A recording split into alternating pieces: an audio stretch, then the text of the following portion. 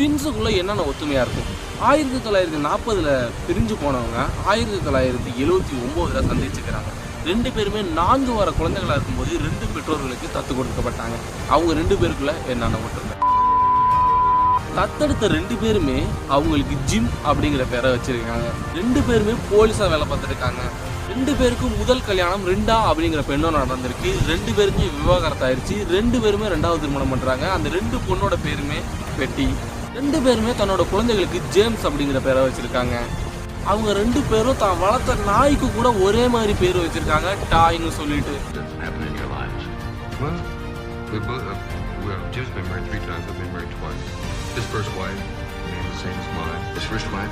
ஒரு ட்வின்ஸ் 2 பேர் 4 வார குழந்தைகளா இருக்கும்போது 2 பெற்றோர்களுக்கு தத்து கொடுத்ததுக்கு அப்புறம் 39 வருஷம் கழிச்சு சந்திக்கும் போது இப்படி ஒரு நிகழ்வு நடந்தா எப்படி இருக்கும்?